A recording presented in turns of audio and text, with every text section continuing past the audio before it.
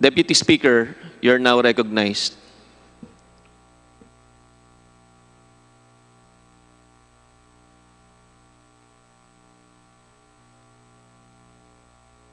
Meron po akong pin-repair na konti ring slide. Sana po maipakita muna bago ako magpatuloy. Pwede po, Deputy Speaker Marcoleta. Law, ibig sabihin batas. So kaya ginawa ang batas sa isang democratic country na kung nasaan tayo ngayon is para maging pantay-pantay ang lahat ng tao. Sa classroom may batas. Bawal lumabas o bawal lumabas. Pero pag sinabing nag-comply ka na bawal lumabas, pero may ginawa ka sa pinagbabawal nila, inayos mo yung law ng classroom nyo at sinabmit mo ulit, ay pwede nang pala ikaw lumabas. Mr. Speaker, No. my distinguished colleagues, hindi po nag-comply sa batas ang ABS-CBN, kaya hindi po sila pwedeng lumabas at magpalabas. Those opposing the franchise application of ABS-CBN will show with clear and convincing evidence that ABS-CBN did not comply with the terms and conditions of its franchise, as well as our laws and the Constitution. In fact, they will show in the succeeding hearings of the Committee on Legislative Franchises that ABS-CBN deliberately and with impunity violated the conditions of its legislative franchise and more so of our laws and the Constitution. Matagal na po kasi ang mga aligasyong ito. Hindi mamatay-matay, lumulutang sa internet, nasa labi ng mga Pilipino. Hindi seryosong binigyan ng pansin. Bakit po? Tikom ang bibig ng may kakayahang magsiwalat nito dahil takot sa maimpluwensyang network na kayang sirain ng tao, kandidato man o hindi. Salamat at ganap na nanindigan si Speaker Alan Peter Cayetano at hindi inalintana ang mga tuligsa sa kanya at pinayagan niya na magkaroon ng patas, bukas at malawak ang pagdinig sa mga aligasyong ito katulad ng nagaganap sa araw na ito. Ang banggit nga po sa John 8:32 ay ganito, "And you will know the truth, and the truth will set you free." Violation of the Constitution. Number 1, franchise is longer than 50 years. Hindi na po dapat payagan itong pagre-renew ng prangkisa ng ABS-CBN. Dapat na pong isara ang pinto para sa kanila. Bakit po? Because the ABS-CBN has been using the airwaves for more than 50 years. 53 years today, to be exact. Our Constitution says that Congress can grant a franchise of up to 50 years only. Taong 1957, nang makuha ni Don Eugenio Lopez Sr., may-ari ng Chronicle Broadcasting Network o CBN, ang Alto Broadcasting System o ABS. Simula po noong 1967 ay naging ABS-CBN na po ang tawag dito dahil sa merger ng ABS at CBN. Kung susumahin po natin ang prangkisa nito simula noong 1967, ay 53 taon na po itong gumagamit ng airwaves magpahanggang ngayon. 63 years naman po kung susumahin natin mula po ng pagkakakuha ng CBN sa ABS noong 1957. The Committee on Legislative Franchises should not allow itself to be used by ABS-CBN to again circumvent the Constitution and violate the categorical 50-year limitation imposed on franchises. Hindi na po dapat buhayin muli ng Kongreso ang prangkisa ng ABS-CBN sapagkat ayon po sa ating saligang batas, ang buhay ng prangkisa ay hindi dapat lumampas ng 50 taon.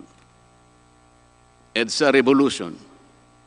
Siguro po may mangangatwiran at sasabihin ng ganito, isinara naman ng martial law ang ABS-CBN. Di po ba? Dapat huwag bilangin ang panahon na yon. Tanggapin po natin sandali na isinara nga ang ABS-CBN simula Setyembre 23, 1972, pagkatapos na ideklara ang martial law. Pero hindi po ba nagbukas din ito agad matapos na ito ay mabawing muli ng pamilya Lopez noong EDSA Revolution? Hindi ba't kulang-kulang 13 taon din po ang namagitan na panahon? So let's assume that we subtract 13 years from the 63 years that ABS-CBN has been in operation starting 1957 when CBN acquired ABS. Hindi ba't 50 taon din po ang magiging resulta? Ibig pong sabihin, tapos na at paso na pa rin ang prangkisa ng ABS-CBN with or without martial law. Hindi ba't sobra-sobra pa rin ito at lalabag pa rin sa ating saligang batas? Naging palasak nga noong panahon ng martial law ang kantyaw na tama na, sobra na. Subalit ang mahalagang tanong po ng taong bayan na hindi pa nasasagot magpahanggang ngayon ay kung paano biglang nabawi ng mga Lopez ang ABS-CBN mula sa pag-aari ng gobyerno pagkatapos maitalaga ang Cory administration. Sinulatan po noon ni dating Senador Lorenzo Tanyada ang Presidential Commission on Good Government na isoli na sa mga Lopez ang ABS-CBN kahit may arbitration pang nagaganap sa pagitan ng pamahalaan at ABS-CBN. Na i-turn over po agad ang istasyon ng ABS-CBN sa mga Lopez sa kabila ng wala pang pagtukoy sa tunay na pagmeme-ari nito ayon sa kautusan sa Board of Administrators na binuo sa Letter of Instruction number 1 ni Pangulong Cory Aquino. Sa ngayon po ay wala man lang mailabas na papeles tungkol dito ang PCGG. Nagbayad po ba ang ABS-CBN sa Administrasyong Cory Aquino? Nag-public bidding po ba? Bakit tila ura-urada at habang magulo pa ang lahat dahil katatapos lang ng EDSA Revolution, ay biglang napasakamay na muli ng mga Lopez ang ABS-CBN? Nakabatay po ba ito sa batas? Hindi po ba dapat sagutin ng ABS-CBN ang mga tanong na ito upang mapanagot po ang dapat na managot kung meron man? Foreign ownership. Puntahan naman po natin ang muling pagbubukas ng ABS-CBN noong 1986. Pati po kasi noong panahon yun ay may paglabag na rin sa ating saligang batas. Ano po kaya yun?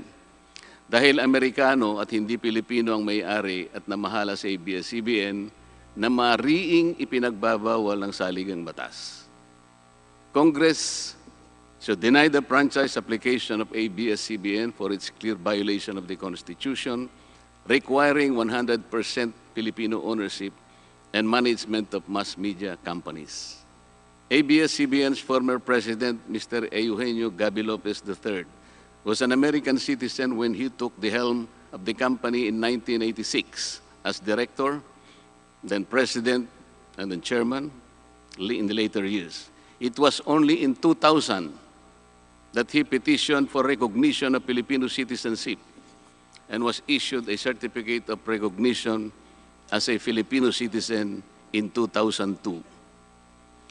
At kahit sabihin po nating wala na ngayon sa management ng ABS-CBN si Ginoong Gaby Lopez, nagpatuloy pa rin ba sa paglabag sa saligang batas ang ABS-CBN?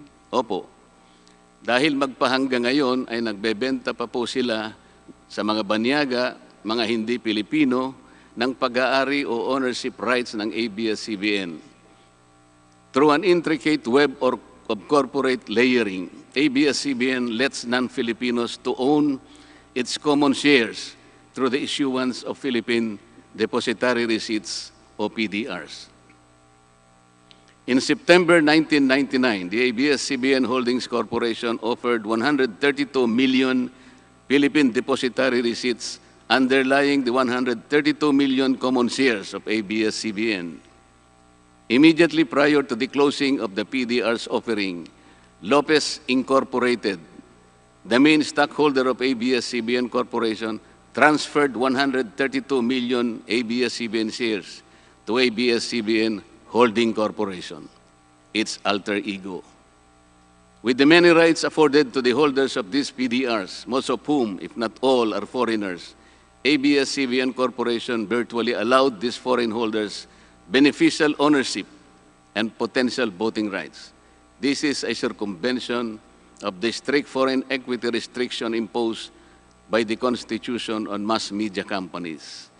Quite obviously, the ABS-CBN PDR instrument, a creative financial mechanism, is being used as a subterfuge to indirectly own the underlying ABS-CBN shares of stock. Violation of workers' rights under the Constitution. ABS-CBN violated the rights of its own workers. It denied them their just share in production as required by the Constitution. It committed unfair labor practices, which consequently denied its employees the benefits required by law to be provided to all employees. Isang halimbawa po dito ay ang asunto na isinampa ng halos 100 o mahigit sa 100 manggagawa ng ABS-CBN sa National Labor Relations Commission o NLRC dahil sa pagtanggal sa kanila dahil sila raw ay mga talents lamang at hindi mga regular na empleyado. Nanalo po ang mga manggagawa sa NLRC at maging sa Court of Appeals. Bakit hindi na lang nila sinunod ang hatol at umapila pa ang ABS-CBN sa Korte Suprema? Ito ba yung sinasabi po kanina sa opening salvo na ang pagmamahal sa kanilang kapamilya ay ganun na lamang? Mali naman po yata na sabihin ng ABS-CBN na lampas sa 11,000 ang mga empleyado nito dahil kung ito po ay masusi nating iimbestigahan, may 2,661 at isa lamang.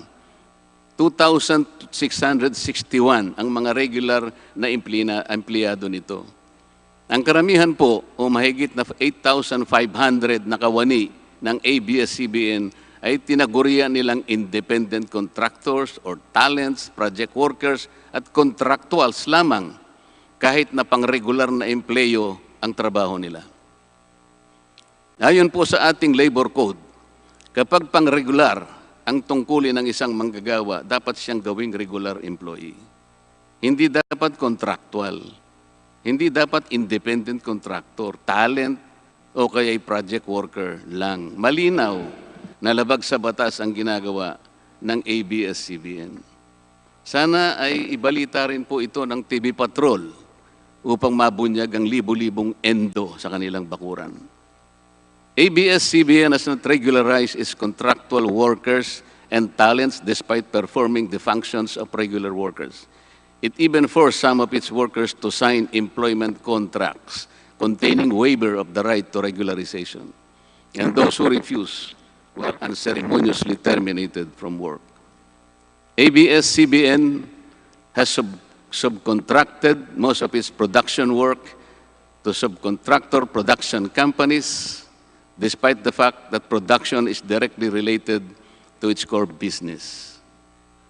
These production entities are paid minimally, whose workers obviously get lesser benefits and take-home pay compared to ABS-CBN's regular employees. And yet, the profit generated by ABS-CBN from its independent production companies appear greater than its expenses, especially those expenses that are even deductible for income tax purposes.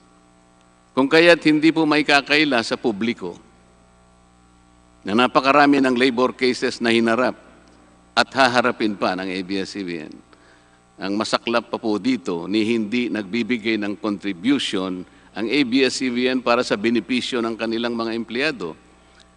Dahil po sa 2,661 lang ang regular employees nito, ang mga ito lang ang may benepisyo. Ang iba po na mahigit 8,500 na nagtatrabaho sa ABS-CBN ay wala po ni katiting na government-mandated benefits na natatanggap katulad ng SSS, PhilHealth o kaya Pag-ibig. Kanina po sa opening salvo, narinig po natin na ang kanila pong isinasangkalan ay yung kanila pong mga kawani, mga manggagawa. Ang kongreso pong ito ay nakikidalamhati. Nalulungkot din po. Bakit naman po hindi? Kung pwede po nating ipaghalimbawa, sandali lamang po, ang ABS-CBN sa isang jeepney driver. Alam po niya na wala siyang prangkisa. Nagsakay po siya ng napakaraming pasahero. Yung mga pasahero naman po, bago sumakay doon, hindi naman niya tatanungin sa driver, Mamang chopper, kayo po ba ay may prangkisa? Yung rota po ba ninyo, pinapayagan yan? Wala pong nagtatanong na gano'n kasi mabilisan eh. Pare-pareho pong nagmamadali. Ano pong masita siya ng LTFRB? Gagamitin po ba nung driver na yon o nung taxi driver na yon o yung bus operator na yon? Kawawa naman po yung pasahero namin kung patitigilin mo ngayon. Meron pong pupunta sa ospital, meron pong pupunta sa trabaho, meron pong pupunta sa eskwela. Napakarami pong gawain itong mga taong ito. Ito po ba ang ibibigay po ninyong halimbawa? Hindi po ba dapat kayo muna ang kauna-unahan na nag-isip ng kapakanan nila? Ilagay ninyo sa magandang kalagayan ang pagpapatupad ng prangkisa ninyo at wala pong malalagay sa alanganin. Huwag po ninyong isasangkalan ngayon ang inyong mga manggagawa at kani-kanilang pamilya.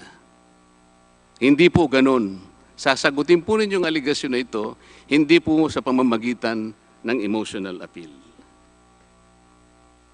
If this indeed the true house of the people, the Committee on Legislative Franchises must side with the poor workers of ABS-CBN in denying its franchise, justice to them will be finally served, although ironically, this will also entail some sacrifice on their part. Political bias. ABS-CBN has been biased and partisan in favor of particular candidates and against certain candidates during the 2010 and 2016 presidential elections, contrary to the terms of its franchise and in violation of the Omnibus Election Code. Hindi naman po lingid sa kalaman ng marami, kung hindi man lahat, kung paano naging pro-Noynoy Aquino ang ABS-CBN noong 2010 at pro-Grace po at Lenny Robredo naman noong 2016. It is also a matter of record that ABS-CBN failed to air some of President Duterte's political advertisements during the 2016 campaign period, despite receiving the payment for said political ads. Ang masakit po dito, kung hindi pa sila pinigilan ng korte sa pamamagitan ng isang TRO, ay nakahanda na palang ipalabas ng ABS-CBN sa bisperas mismo ng pagtatapos ng campaign period ng 2016 presidential elections. Ang mga anti-Duterte advertisements na binayaran ng isang dating senador, sinadya ang timing para hindi bigyan ng pagkakataong makasagot pa si Mayor Duterte na noon ay kandidato bilang presidente.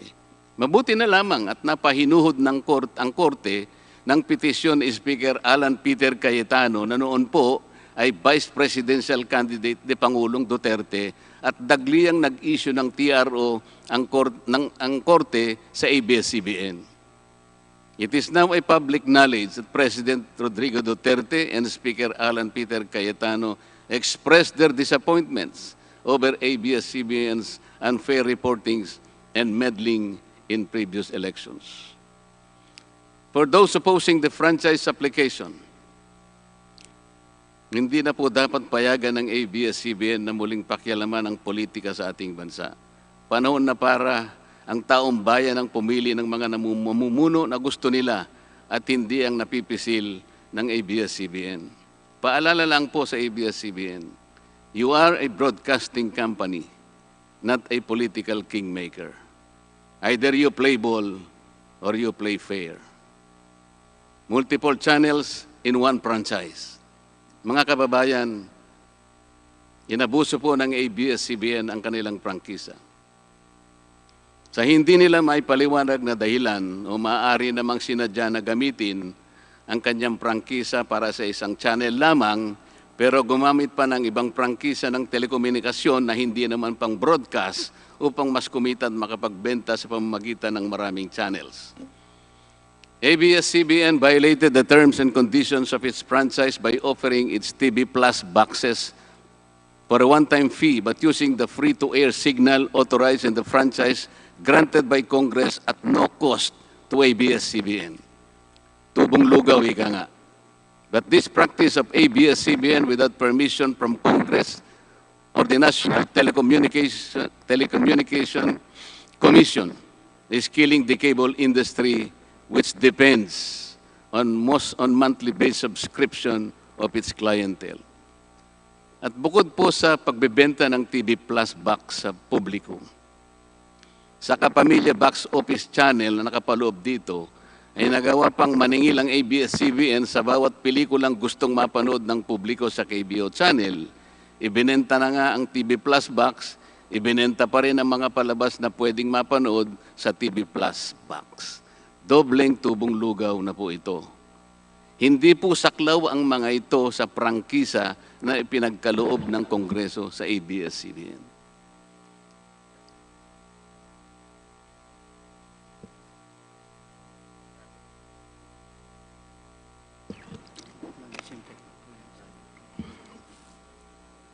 ABS-CBN, contrary to the terms and conditions of its franchise, operated this pay-per-view channel, otherwise known as the Kapamilya Box Office, or KBO, without a valid permit from the NTC, and despite NTC's order to refrain from operating a PPB until the issuance of an appropriate guideline for the same, ABS-CBN continued its operation until the expiration of its franchise on May 4, 2020.